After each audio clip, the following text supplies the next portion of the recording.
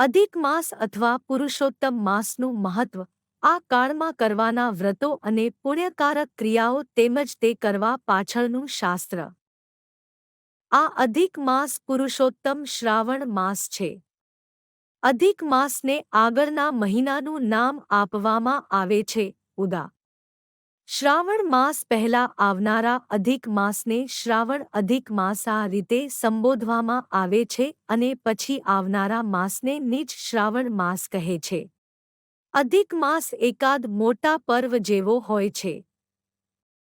તેથી તે માસમાં ધાર્મિક ક્રિયાઓ કરે છે અને પુરુષોત્તમ માસ મહાત્મ્ય ગ્રંથનું વાચન કરાય છે. એક અધિક માસ એટલે શું? એક ચાંદ્રમાસ. સૂર્ય અને ચંદ્રની એકવાર યુતિ થવાના સમયથી અર્થાત એક અમાસથી ફરીવાર આવી યુતિ થાય ત્યાં સુધી અર્થાત આગળના માસની અમાસ સુધીનો કાળ એટલે ચાંદ્રમાસ છે. તહેવાર, ઉત્સવ, વ્રતો, ઉપાસના, હવન, શાંતિ, વિવાહ ઇત્યાદિ હિન્દુ ધર્મશાસ્ત્રમાંની સર્વ કૃતિઓ ચાંદ્રમાસ પ્રમાણે ચંદ્રની ગતિ પરથી નક્કી થયેલી હોય છે. ચાંદ્રમાસના નામો તે માસમાં આવનારી પૂર્ણિમાના નક્ષત્ર પરથી પડ્યા છે, ઉદા. ચૈત્ર માસની પૂર્ણિમાએ ચિત્રા નક્ષત્ર હોય છે. 2. સૌર વર્ષ. ઋતુ સૌરમાસ પ્રમાણે સૂર્યની ગતિ પરથી નક્કી થયેલી હોય છે. સૂર્ય અશ્વિની નક્ષત્રથી ભ્રમણ કરીને પાછો તે જ ઠેકાણે આવે છે. તેટલા કાળને સૌરવર્ષ કહે છે. 3. ચાંદ્રવર્ષ અને સૌરવર્ષનો મેળ બેસે તે માટે અધિક માસનું પ્રયોજન. ચાંદ્રવર્ષના 354 દિવસ અને સૌરવર્ષના 365 દિવસ હોય છે, અર્થાત આ બંને વર્ષોમાં 11 દિવસોનો ફેર હોય છે.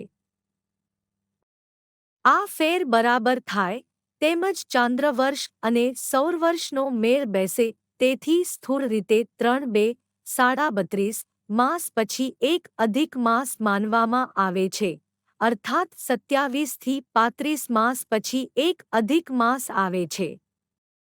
2. અધિક માસના અન્ય નામો. અધિક માસને મળમાસ કહે છે. અધિક માસમાં મંગળ કાર્યો કરવાને બદલે વિશેષ વ્રતો અને પુણ્યકારક કૃતિઓ કરવામાં આવે છે, તેથી તેને પુરુષોત્તમ માસ એમ પણ કહે છે. 3. અધિક માસ કયા માસમાં આવે છે? 1. ચૈત્રથી આસો આ 7 માસમાંથી એક માસ અધિક માસ તરીકે આવે છે. આ ક્યારેક જ ફાગણ માસ પણ અધિક માસ તરીકે આવે છે. 2. કારતક, માગશર અને પોષ આ મહિનાઓને જોડીને અધિક માસ આવતો નથી.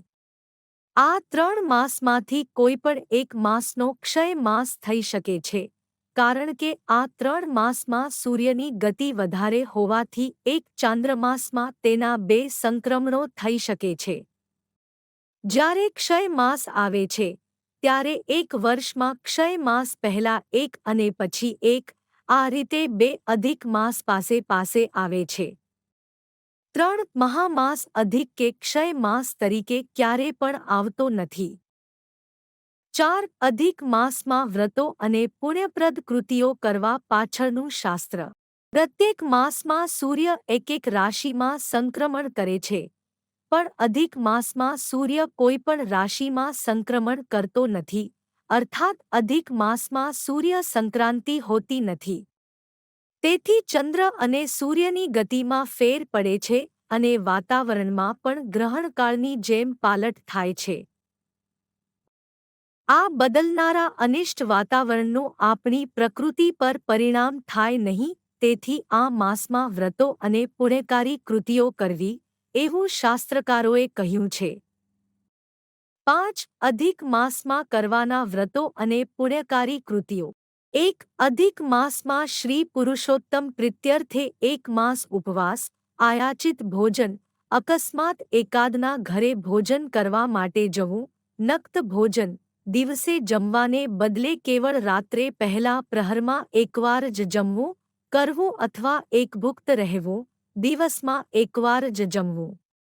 નબળી વ્યક્તિએ આ 4 પ્રકારમાંથી એક પ્રકારનું તોય ઓછામાં ઓછું 3 દિવસ અથવા 1 દિવસ તોય આચરણ કરવું. 2. પ્રતિદિન એક વાર જ ભોજન કરવું.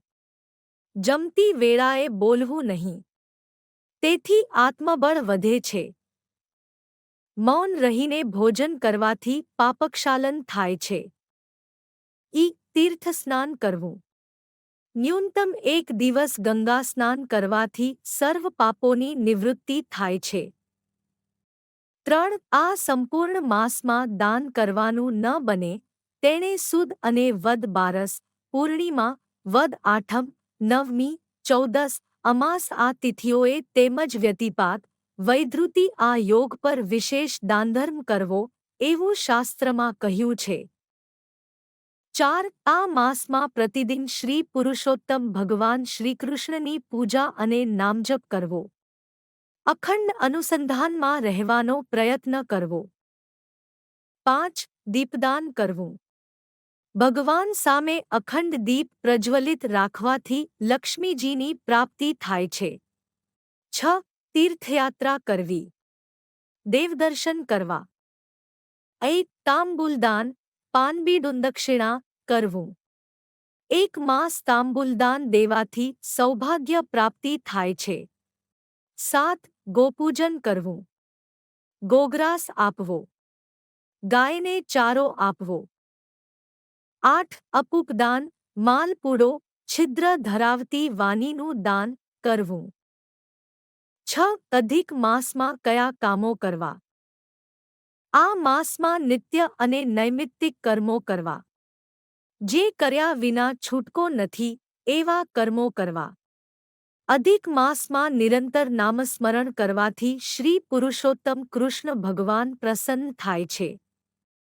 1. જ્વરશાંતિ, પર્જન્યષ્ટિ ઇત્યાદિ હંમેશાના કામ્ય કર્મો કરવા. 2. આ માસમાં ભગવાનની પુનઃપ્રતિષ્ઠા કરી શકાય છે. 3. ગ્રહણ શ્રાદ્ધ, જાતકર્મ, નામકર્મ, અન્નપ્રાશન ઇત્યાદિ સંસ્કાર કરવા.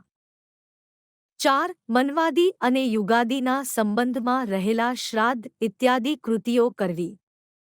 તીર્થશ્રાદ્ધ, દર્શશ્રાદ્ધ અને નિત્યશ્રાદ્ધ કરવું. 7. અધિક માસમાં કયા કામો કરવા નહીં. હંમેશાના કામ્ય કર્મો ઉપરાંતના અન્ય કામ્ય કર્મોનો આરંભ અને સમાપ્તિ કરવા નહીં. મહાદાનો, ઘણા મોટા દાનો, અપૂર્વ દેવદર્શન, પહેલા ક્યારે પણ ન ગયા હોવ તે ઠેકાણે દેવદર્શન માટે જવું, ગૃહારંભ, વાસ્તુશાંતિ, સંન્યાસ ગ્રહણ, નૂતનવ્રત ગ્રહણ દીક્ષા, વિવાહ, જનોઈ, ચૌલ, દેવપ્રતિષ્ઠા ઇત્યાદિ કરવા નહીં. 8. અધિક માસમાં જન્મદિવસ આવે તો શું કરવું. એકાદ વ્યક્તિનો જન્મ જે માસમાં થયો હોય તે જ માસ અધિક માસ તરીકે આવે તો તેનો જન્મદિવસ નિજ માસમાં કરવો. ઉદા. વર્ષ 2022માં શ્રાવણ માસમાં જન્મેલા બાળકનો જન્મદિવસ આ વર્ષે શ્રાવણ માસ અધિક હોવાથી અધિક માસમાં કરવાને બદલે નિજ શ્રાવણ માસમાં તે તિથિએ કરવો. આ વર્ષે અધિક શ્રાવણ માસમાં જે બાળકનો જન્મ થશે તે બાળકનો જન્મદિવસ પ્રતિવર્ષે શ્રાવણ માસમાં તે તિથિએ કરવો. 9. અધિક માસ હોય ત્યારે શ્રાદ્ધ ક્યારે કરવું. જે માસમાં વ્યક્તિનું નિધન થયું હોય તેનું વર્ષ શ્રાદ્ધ તે જ માસ અધિક માસ આવે ત્યારે તે અધિક માસમાં જ કરવું. ઉદા. વર્ષ 2022ના શ્રાવણ માસમાં વ્યક્તિનું નિધન થયું હોય તે વ્યક્તિનું વર્ષ શ્રાદ્ધ આ વર્ષે અધિક શ્રાવણ માસમાં તે તિથિએ કરવું. 1. સંમત 1978ના અર્થાત ગત વર્ષના શ્રાવણ માસમાં મૃત્યુ થયું હોય તો તેનું પ્રથમ વર્ષ શ્રાદ્ધ સંવત 1979ના આ વર્ષના અધિક શ્રાવણ માસમાં તે તિથિએ કરવું. 2. પ્રતિવર્ષનું શ્રાવણ માસમાંનું પ્રતિસાંવત્સરિક શ્રાદ્ધ આ વર્ષે નિજ શ્રાવણ માસમાં કરવું પણ પહેલાના અધિક શ્રાવણ માસમાં મૃત્યુ થયેલાઓનું પ્રતિસાંવત્સરિક શ્રાદ્ધ આ વર્ષે અધિક શ્રાવણ માસમાં કરવું. 3. સંમત 1978માં કારતક, માગશર, પોષ ઇત્યાદિ માસમાં મૃત્યુ થયેલાનું પ્રથમ વર્ષ શ્રાદ્ધ તે માસમાંની તેમની તિથિએ કરવું. 13 માસ થાય છે, તેથી 1 માસ પહેલા કરવું નહીં. 4. આ વર્ષે અધિક શ્રાવણ અથવા નીચ શ્રાવણ મહિનામાં મૃત્યુ થાય તો તેમનું પ્રથમ વર્ષ શ્રાદ્ધ આગલા વર્ષે શ્રાવણ માસમાં તે તિથિએ કરવું. સંદર્ભ ધર્મસિંધુ મળમાસ નિર્ણય વર્જાવર્જ્ય કર્મો વિભાગ સંદર્ભ દાતે પંચાંગ 10 અધિક માસ કાઢવાની પદ્ધતિ 1. જે માસની વદ 5મે સૂર્યની સંક્રાંતિ આવે તે જ માસ ઘણું કરીને આગલા વર્ષે અધિક માસ થાય છે, પણ આ બાબત સર્વસામાન્ય રીતે છે. 2. શાલિવાહન સંવતને 12 થી ગુણવું અને આ ગુણાકારને 19 થી ભાગવું. જે શેષ રહે તે 9 અથવા તેના કરતાં ઓછું હોય તો તે વર્ષે અધિક માસ આવશે એમ સમજવું. 3. હજી એક પદ્ધતિ વધારે વિશ્વસનીય વિક્રમ સંવત સંખ્યામાં 24 ઉમેરીને તે સરવાળાને 160 થી ભાગવું. 1. શેષ 30, 49, 68, 87, 106, 125 માંથી એકાદ રહે તો ચૈત્ર. 2.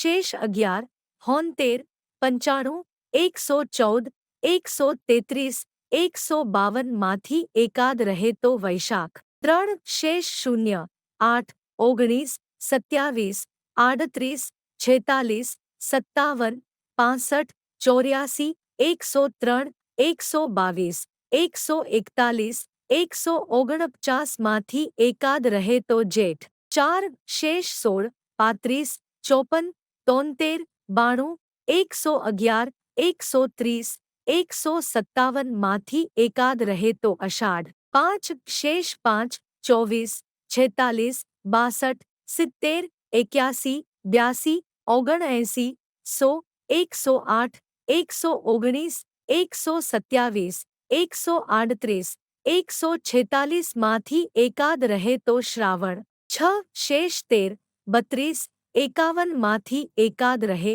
તો ભાદરવો અને 7. શેષ 2, 21, 40, 59, 78, 97, 135, 143, 145 માંથી એકાદ રહે તો આસો માસ અધિક માસ હોય છે. 8. અન્ય સંખ્યા શેષ રહે તો અધિક માસ આવશે નહીં. સર્વેને જય શ્રી સ્વામિનારાયણ.